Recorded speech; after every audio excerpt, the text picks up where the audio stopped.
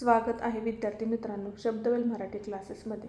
आज आपण मराठी भाषेच्या आकलन क्षमतेचा विकास करण्यासाठी आणि स्पर्धा परीक्षांच्या दृष्टीने अत्यंत महत्त्वाचा असा उतारा अभ्यासणार आहोत. नवोदय परीक्षेमध्ये तुम्हाला उतारे येत असतात. सर्वप्रथम ते उतारे तुम्ही वाचून उतारा समजून घेऊन प्रश्न सोडवायचे असतात. चला तर आपण उतारा पाहूयात. खेड्यातल्या बाजारच्या दिवसाची मजा मुले, स्त्रिया, पुरुष सगळेच लुटतात. शेतकऱ्यांना आपला भाजीपाला आणि धान्य व आपल्या शेतात पिकवलेल्या सगळ्या वस्तू विकायची ती चांगली जागा असते. सकाळी सकाळी शेतकरी धान्याची पोती आणि फळांच्या व भाजीपाल्यांच्या टोपल्या यांनी आपल्या बैलगाड्या व ट्रॅक्टर भरून टाकतात.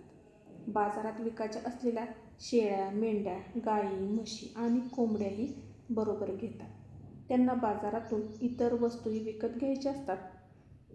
त्यांना कपडे आणि मसाले तसेच कितीतरी घरगुती जिन्नस हवे असतात. त्यांच्या शेताजवळ सहज उपलब्ध ते नसतात. बांगडी विक्रेत्यांकडून बायका रंगीत बांगड्या खरेदी करतात. चुली पेटवल्या जातात. भजी, पुऱ्या आणि भाज्या बनवल्या जातात. समोसे आणि उसाचा रसही लोकप्रिय असतो. मुले आपल्या मित्रांसमवेत आनंदाने बागडतात. मुले झोपाळ्यावर आणि मेरी गो राऊंडमध्ये बसतात. प्रत्येकाला बाजारचा दिवस प्रिय असतो. प्रश्न पहिला पहा. खेड्यातल्या बाजारच्या दिवसाचा आनंद कोण लुटते? पर्याय पहा. 1. फक्त मुले. 2. फक्त स्त्रिया. 3. मुले, स्त्रिया आणि पुरुष. 4. फक्त शेतकरी. उत्तर आहे पर्याय क्रमांक सी म्हणजेच तिसरा, मुले, स्त्रिया आणि पुरुष. खेड्यातल्या बाजारच्या दिवशी लहानांपासून मोठ्यांपर्यंत म्हणजेच मुले, स्त्रिया आणि पुरुष सर्वजणच बाजारात खरेदीसाठी व फिरण्यासाठी येतात आणि आनंद लुटत असतात. पुढील प्रश्न. शेतकरी बाजारात जाण्यासाठी कशाचा वापर करतात? पर्याय पहा. ए. फक्त बैलगाड्या. बी. फक्त ट्रॅक्टर. सी. बैलगाड्या आणि ट्रॅक्टर. 4. बस आणि रेल्वे. उत्तर आहे पर्याय क्रमांक 3 सी, बैलगाड्या आणि ट्रॅक्टर. शेतकरी बाजारात शेतमाल नेण्यासाठी आणि येण्या जाण्यासाठी बैलगाडी आणि ट्रॅक्टर या दोन्ही साधनांचा प्रामुख्याने वापर करतात. प्रश्न तिसरा. बाजारात कोणती जनावरे विकण्यासाठी आणली जात नाहीत? पर्याय पहा. ए. शेळ्या, मेंढ्या. 2. गाई, म्हशी. 3. कोंबड्या. 4. हत्ती. उत्तर आहे पर्याय क्रमांक 4 म्हणजेच डी, हत्ती. कारण खेड्याच्या बाजारात शेळ्या, मेंढ्या, गाई, म्हशी, कोंबड्या अशी पाळीव व शेतीशी संबंधित जनावरे, पक्षी विकण्यासाठी आणले जातात. पण हत्ती हा पाळीव किंवा बाजारात विकण्याचा प्राण्यांपैकी नसल्यामुळे तो आणला जात नाही. पुढील प्रश्न चौथा. बायका बांगडी विक्रेत्यांकडून काय खरेदी करतात? पर्याय पहा. ए. रंगीत साड्या. बी. रंगीत बांगड्या. सी. भाजीपाला. डी. मसाले. उत्तर आहे पर्याय क्रमांक बी, रंगीत बांगड्या. बांगडी विक्रेत्यांकडून बायका हातामध्ये घालण्यासाठी रंगीत बांगड्या खरेदी करतात. प्रश्न पाचवा. मुले कशावर बसतात? पर्याय पहा. फक्त झोपाळ्यावर. 2. फक्त मेरी गो राऊंडमध्ये. 3. झोपाळ्यावर आणि मेरी गो राऊंडमध्ये. 4. ट्रॅक्टरवर. उत्तर आहे पर्याय क्रमांक 3 म्हणजेच सी, झोपाळ्यावर आणि मेरी गो राऊंडमध्ये. झोपाळ्यावर आणि मेरी गो राऊंडमध्ये बाजारातील मनोरंजनाच्या खेळांमध्ये असलेली साधनं आहेत म्हणून त्यावर बसून ते आनंद लुटतात. प्रश्न 6वा. शेतकऱ्यांना भाजीपाला आणि धान्य विकण्यासाठी कोणती जागा चांगली असते? पर्याय पहा. 1. त्यांचे घर. 2. शेत. 3. खेड्यातला बाजार. 4. शहरातले मॉल. उत्तर आहे पर्याय क्रमांक 3 म्हणजेच सी, खेड्यातला बाजार. कारण शेतकऱ्यांना आपला शेतीमाल, भाजीपाला आणि धान्य ग्राहकांना विकण्यासाठी खेड्यातील साप्ताहिक बाजार ही सर्वात योग्य आणि फायदेशीर जागा असते. पुढील प्रश्न 7वा. शेतकऱ्यांच्या शेताजवळ कोणती गोष्ट सहज उपलब्ध नसते? पर्याय पहा. 1. धान्य. 2. फळे. 3. भाजीपाला. 4. घरगुती जिन्नस.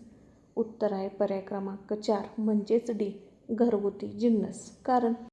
कारण शेतात धान्य, फळे आणि भाजीपाला उत्पादित होत असल्याने ते सहज उपलब्ध असतात. परंतु किराणा व घरगुती लागणारे जिन्नस शेतात सहज उपलब्ध नसतात. पुढील प्रश्न 8वा.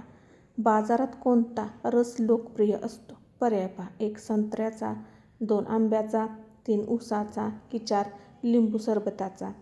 उत्तर आहे पर्याय क्रमांक 3 म्हणजेच सी ऊसाचा रस.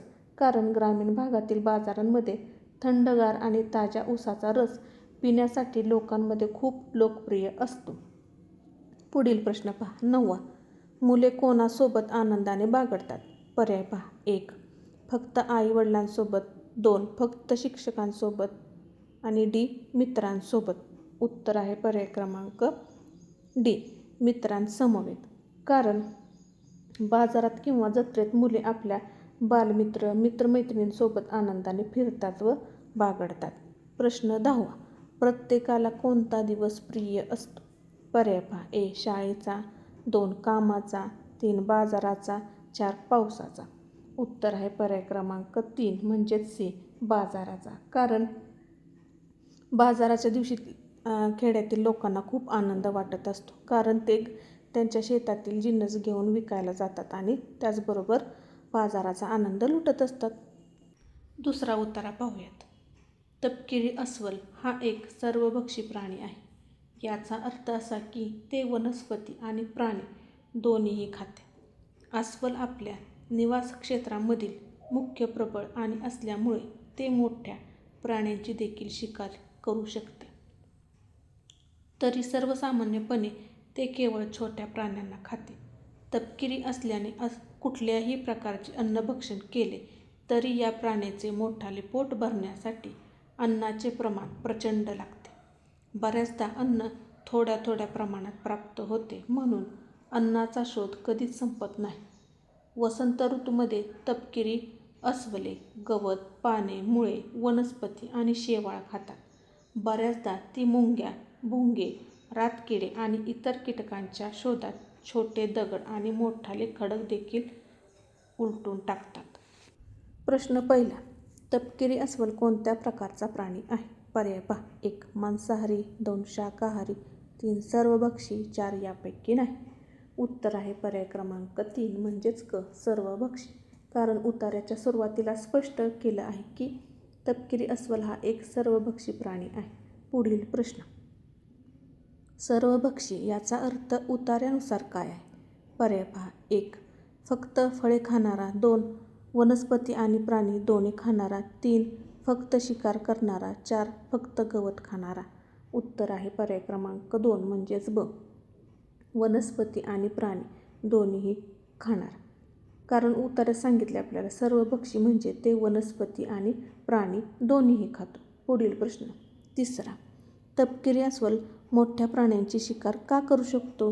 पर्याय पहा. 1 कारण तो खूप वेगवान आहे, 2 कारण तो आपल्या निवास क्षेत्रातील मुख्य प्रबळ प्राणी आहे, 3 कारण त्याला भूक लागते, 4 कारण त्याला मोठे प्राणी आवडतात. उत्तर आहे पर्याय क्रमांक 2 कारण तो आपल्या निवास क्षेत्रातील मुख्य आणि प्रबळ प्राणी आहे. स्पष्टीकरण पहा. अस्वल आपल्या निवास क्षेत्रातील मुख्य प्रबळ प्राणी असल्याने ते मोठ्या प्राण्यांची देखील शिकार करू शकते. म्हणून पर्याय क्रमांक 2 हे उत्तर आहे. पुढील प्रश्न चौथा. सर्वसाधारणपणे तपकिरी अस्वल कोणत्या प्राण्यांची शिकार करतो? पर्याय पहा. 1 फक्त मोठ्या प्राण्यांची, 2 फक्त पाण्यातील प्राण्यांची, 3 केवळ छोट्या प्राण्यांची, 4 शिकार करत नाही. उत्तर आहे पर्याय क्रमांक 3 केवळ छोट्या प्राण्यांची. कारण उतार्यातच दिलेलं आहे की ते केवळ छोट्या प्राण्यांना खातात. प्रश्न 5वा. अस्वलाला अन्नाचे प्रचंड प्रमाण का लागते? पर्याय पहा. 1 कारण त्याला सतत पळावे लागते, 2 कारण त्याचे शरीर मोठे असून पोट भरण्यासाठी जास्त अन्नाची गरज असते, 3 त्याला खूप पाणी प्यावे लागते, 4 कारण तो खूप वेळ झोपतो. उत्तर आहे पर्याय क्रमांक 2 कारण त्याचे शरीर मोठे असून पोट भरण्यासाठी जास्त अन्नाची गरज असते. उतार्यातच आपल्याला सांगितले की या प्राण्याचे मोठे पोट भरण्यासाठी अन्नाचे प्रचंड प्रमाण लागते. प्रश्न 6वा. अन्नाचा शोध कधीही का संपत नाही? पर्याय पहा. 1 कारण जंगल खूप मोठे आहे, 2. कारण बऱ्याचदा अन्न थोड्या थोड्या प्रमाणात प्राप्त होते. 3. कारण अस्वल अन्न साठवून ठेवत नाही. 4. अस्वल खूप आळशी आहे. उत्तर पर्याय क्रमांक 2. कारण बऱ्याचदा अन्न हे थोड्या थोड्या प्रमाणात प्राप्त होते. पुढील प्रश्न. वसंत ऋतूमध्ये तपकिरी अस्वल प्रामुख्याने काय खातात? 1. फक्त मांस. 2. गवत, पाने, मुळे आणि शेवाळ. 3. फक्त फळे. 4. फक्त कीटक. उत्तर आहे पर्याय क्रमांक 2. गवत, पाने, मुळे आणि शेवाळ. कारण उत्तरात सांगितल्याप्रमाणे वसंत ऋतूमध्ये तपकिरी अस्वल गवत, पाने, मुळे आणि वनस्पती त्याचबरोबर शेवाळ खातात. प्रश्न 8. वसंत ऋतूमध्ये अस्वलाच्या आहारात कोणत्या वनस्पतीचा समावेश होतो? पर्याय पहा. 1. केवळ फळे. 2. गवत, पाने आणि मुळे. 3. फक्त सुकी लाकडे. 4. फुले. उत्तर आहे पर्याय क्रमांक 2. गवत, पाने आणि मुळे. कारण उत्तरात आपल्याला काय सांगितलं होतं तर वसंत ऋतूमध्ये तपकिरी अस्वल गवत, पाने, मुळे, वनस्पती आणि शेवाळ खातात. प्रश्न 9. अस्वल मुंग्या, भुंगे आणि रातकिडे शोधण्यासाठी काय करतो? पर्याय पहा. 1. झाडावर चढतो. 2. गुहेत जातो. 3. छोटे दगड आणि मोठे खडक उलटू टाकतो. 4. जमिनीखाली खड्डा खोदतो. उत्तर आहे पर्याय क्रमांक 3. क. छोटे दगड आणि मोठे खडक उलटून टाकतो. प्रश्न 10. उतार्यातील माहितीनुसार कीटकांच्या शोधात अस्वल कोणती कृती करतात? पर्याय पहा. 1. शिकार करतात. 2. मोठे खडक उलटून टाकतो. 3. धावत सुटतात. 4. शांत बसून राहतात. उत्तर आहे पर्याय क्रमांक 2. मोठे खडक उलटून टाकतो. कारण मुंग्या व भुंगे यांसारख्या कीटकांच्या शोधासाठी अस्वल मोठे खडक आणि दगड हे उलटवून टाकत असतात. शब्दवेल मराठी क्लासेसमध्ये अशाच नवनवीन उताऱ्यांचा सराव आपण करणार आहोत. तुमची मराठी भाषेवरील पकड आणखीनच मजबूत करणार आहोत. त्यामुळे अशाच नवनवीन शैक्षणिक व्हिडिओ पाहण्यासाठी शब्दवेल मराठी क्लासेसला लाईक, शेअर आणि सबस्क्राईब करायला विसरू नका. धन्यवाद.